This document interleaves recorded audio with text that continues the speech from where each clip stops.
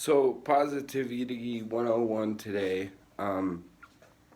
Yesterday I went to a Chinese restaurant and I, of course, opened up my fortune cookie. At the end of eating, we kind of have this ritual with my family. We actually pass it around. Like if you grab one, you pass it to the next person, but it was just me by myself, anyways. With this fortune cookie, said that courage is not the absence of fear, it is the consequence of it, or the conquest of it, excuse me. And I want to share a little story kind of similar to what I'm talking about. I have a really good friend of mine, one of my best friends. He's a really good guy. And a brief synopsis of my past. I've been to prison. I used to be addicted to selling drugs and doing drugs, and so there was a consequence of that, and I went to prison for it, and got a felony. So there is a huge hurdle in life for me to jump as far as employment goes to get to points where I want to be. So one day I just decided, you know what? I'm just going to go try. I'm going to get up. I'm going to get out. I'm not going to be a car washer. I'm not going to be working concrete. I'm not, not that any of these jobs are bad. It's just that I wanted more for myself. So I got up and I got all dressed up and I wrote me a really nice. I actually copied a resume and a you know a template off of the internet and did the best that I could. And I went out everywhere and I printed out probably 50 of these things and I went out everywhere and I handed these things out to everybody and I presented myself as that I knew what I was doing, that I had this courage. I had courage that in my eyes is actually called faith, that no matter what happens, God's got my back. So if this doesn't happen, if I don't get to work here, then I, of course, at least can go back to that concrete job where I can go work at a car wash or whatever and live life at a normal pace.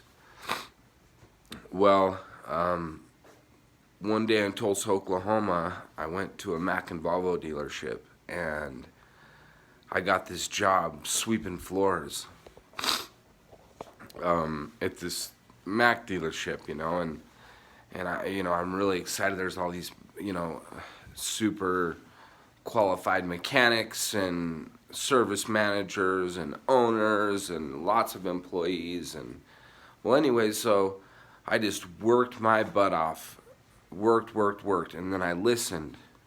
I was listening the whole time. Every time I'd go into an office or every time I'd go somewhere where I knew that there was someone above me, I'd listen to how they would talk and how they would react around consumers. And so eventually, and I did a little bit of butt kissing. You got to do that throughout life, period, with a situation like me.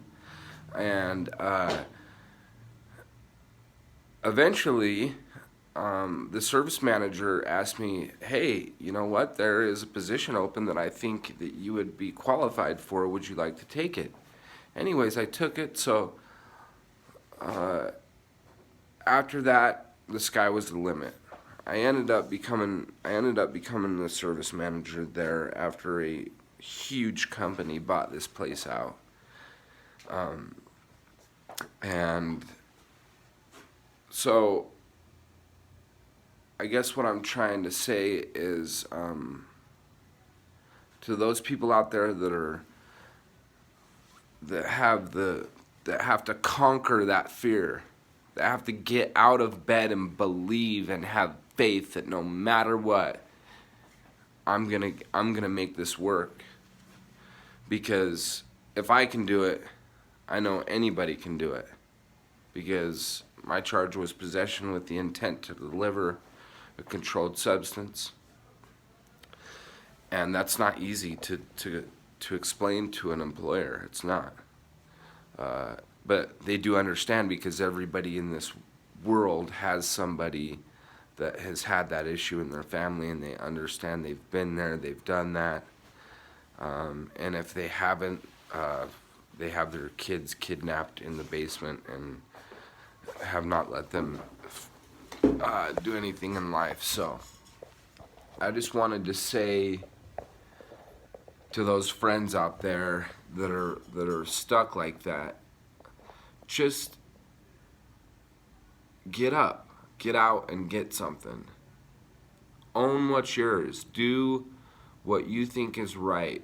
If you want to become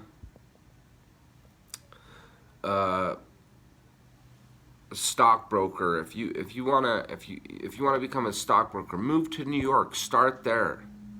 You know, if you wanna become anything, just get up, get out, and do something. That's my favorite saying ever, is get up, get out, and do something. Even on my days off, I do that.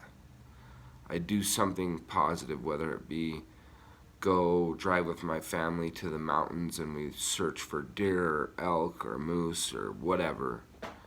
But you never just lay there in the slums and be depressed. And I just want to make a shout out to him. I don't know if he knows who I'm talking about. If he does, I want him to know that I love him a lot and I'm here for him. I'm here for anybody. If you have any questions about how to get over any of those hurdles, I'm here for anybody. I love everybody in this world. I may not like some of the things they do, but I at least love everybody in this world. And I just today wanted to make that clear. Can I get an amen?